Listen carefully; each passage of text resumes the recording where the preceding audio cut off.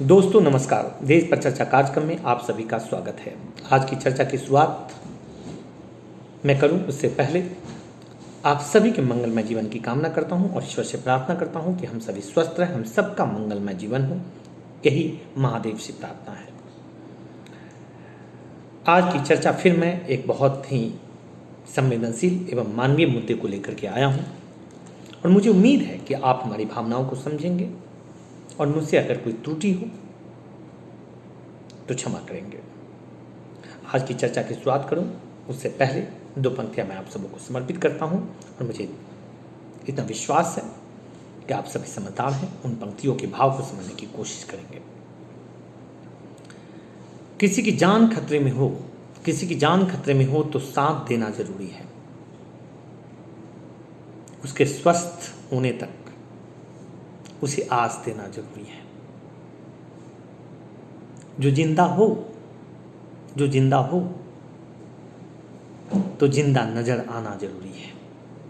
जो जिंदा हो तो जिंदा नजर आना जरूरी है। मैं ये पंक्तियां आप सभी को और खुद को इसलिए समर्पित कर रहा हूं कि कुछ ऐसे ही जीवन में अनुभव हो जाते हैं कि उन अनुभवों के आधार पर हम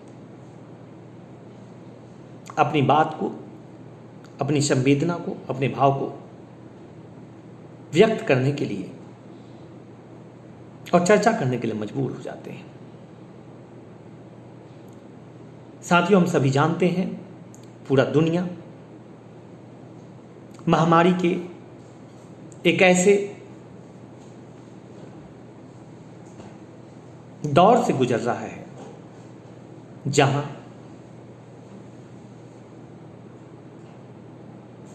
खुद को सुरक्षित रखना, खुद को सुरक्षित रखना,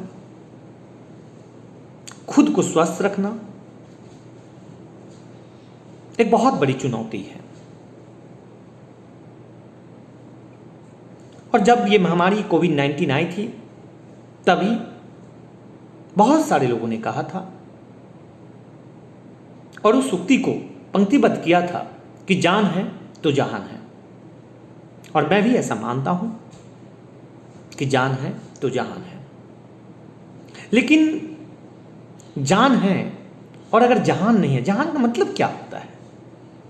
जहान का मतलब होता है आप जिस परिवार में, जिस समाज में, जिस राष्ट्र में आपने जन्म लिया है, वहाँ जो कुछ भी है, आपके रिश्ते नातेदार, आपके रिलेटिव्स, आपके आस पड़ोस के लोग, आपके फ्रेंड्स, आपके जानने वाले, पहचानने वाले, या जो भी मटेरियलिस्टिक चीज़ें हैं, वो सारी चीज़ें जहान में आ जाती हैं दुनिया की।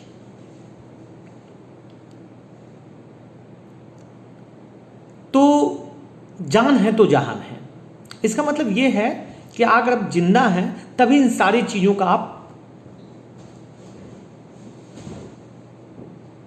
साथ दे पाएंगे या उपयोग कर पाएंगे।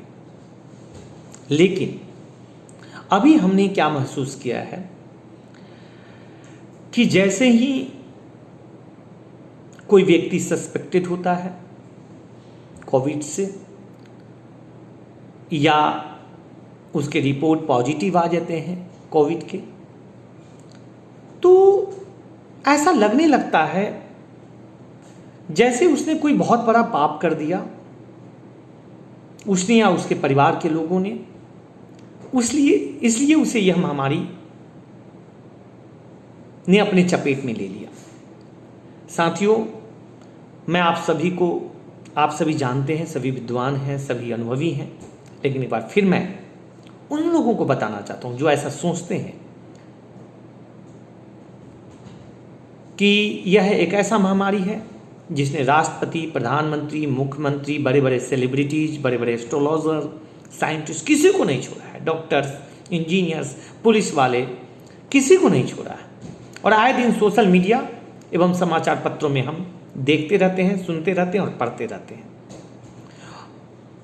तो ऐसी परिस्थिति में जो सस्पेक्टेड हैं या जिनके पॉजिटिव रिपोर्ट आकर अगर उनसे हम भेदभाव करने लगे, उनसे बिल्कुल दूरी बनाने लगे, यहाँ सोशल डिस्टेंसिंग की बात की गई है कि आपको सोशल डिस्टेंस करना है, मास्क लगाना है, सैनिटाइज करना है, अगर कोई सस्पेक्टेड है उसे दवा खाना है, कोई पॉजिटिव है तो उसके अकॉर्डिंग उसको दवा खाना है। ये नहीं कहा गया है कि सबका साथ छोड़ देना है, अपने अपने को कमरे में बंद कर लेना है, डर के मारे छुप जाना है, फिर आप जिंदा नहीं हैं। जिंदा सिर्फ सांस चलने से नहीं होता है। अगर हम जिंदा हैं तो मेरे अंदर संवेदना होनी चाहिए। संवेदना किन बातों के लिए? कि अगर कोई दुख में है, कष्ट में है, पीड़ा में है, तो उसके लिए खड़ा रहने के लिए। मैं बिल्कुल नहीं कहता कि आप सोशल डिस्टेंसिंग का पालन ना करें, मैं बिल्कुल नहीं कहता कि आप प्रिकॉशंस ना लें, लेकिन मैं एक बात कहना चाहता हूं, यह एक ऐसी बीमारी है जिसमें इमोशनल होकर किसी को गले लगाने की जरूरत नहीं है, लेकिन प्रोफेशनल तरीके से जो गाइडलाइंस है गवर्नमेंट्स के या डॉक्टर्स के, उस गाइडलाइंस को, प्रशासन की जो गाइडलाइंस है, उस गाइडलाइंस को फॉलो करते हुए जो भी व्यक्ति सस्पेक्टेड हो गया है कोविड से या जो पॉजिटिव हो गया है, उसके लिए प्रोफेशनल तरीके से अपने जो जहां पे है उनको उनके साथ खड़ा होना है, उनका साथ देना है, उनका हौसला अफजाई करना है, उनका हिम्मत बढ़ाना है और उनके स्वस्थ होने तक हर कदम उनकी देखभाल करनी है। आज की परिस्थिति में यही सबसे बड़ा पूजा है। कहने से नहीं होता है कि हमारे वो भैया हैं, हमारे वो मामा जी हैं, फूफा जी हैं, चाचा जी हैं, नाना जी मेरा बेस्ट फ्रेंड है, कहने से नहीं होता है। ऐसे ही विकट परिस्थितियों में, महामारी में, ऐसे ही जब नेचुरल कैलेमिटीज होते हैं, जब अर्थक्वेक आते हैं, जब कोई त्रासदी आती है, तो अपने और पराये की पहचान होती है। और अपना या पराया इसमें वो भी नहीं देखना है। अगर कोई आपका दुश्मन भी है और अगर आप उसकी जान बचा सकते हैं, कोई अगर किसी बीमारी से ग्रस्त हो गया है, तो नफरत करने का, भेदभाव करने का वक्त नहीं है, बल्कि उसके लिए भगवान ने आपको मौका दिया है, हमें मौका दिया है कि हम जो बन पड़े अपनी सुरक्षा के साथ साथ, सतर्कता के साथ साथ उसके लिए हम खड़े हैं। तब जाकर के इस बीमारी से, इस परेशानी से, इस महामारी से लड़ा जा सकता है और इसको सदा के लिए समाप्त किया जा सकता है। हम सब ईश्वर से प्रार्थना करें, जप करें, पूजा करें, पाठ करें और साथ में जितने भी लोग, जो भी लोग सस्पेक्टेड हो गए हैं या पॉजिटिव हो गए हैं, उनके लिए कदम से कदम मिला करके, यूनाइट होकर के, जो जहाँ पे है, परिवार में वॉलंटियर्स, यंग जनरेशन है, उनको यूनाइट करें। सबको यूनाइट करके, जिनका इम्यून सिस्टम स्ट्रांग है, हम लोग एक दूसरे से कोऑर्डिनेट करके और वैसे लोगों को मदद पहुंचाए। यही पूजा होगा, यही इबादत होगा। और जिनकी मानसिकता ये हो गई है कि उसने पाप किया है या उसने कोई गुनाह किया, उसके लिए ऐसा हो गया, ऐसा कुछ नहीं है। वो अपने मानसिकता को, संकीर्ण मानसिकता को बदले, तब जाकर के इस बड़ी महामारी से लड़ा जा सकता है। पूरी दुनिया लड़ रही है और हम लोगों के पास सबसे बड़ा दवा, जब हम डॉक्टर नहीं है, कुछ नहीं है, तो हमारे पास सबसे बड़ा दवा है एक दूसरे का हौसला अफजाई करना, एक दूसरे के जो बन पड़े, जितना बन पड़े, जहां से बन पड़े, जैसे बन पड़े, उस तरीके से मदद करें ईमानदारी पूर्वक। तब जाकर के जान और जहान में तालमेल बैठ पाएगा।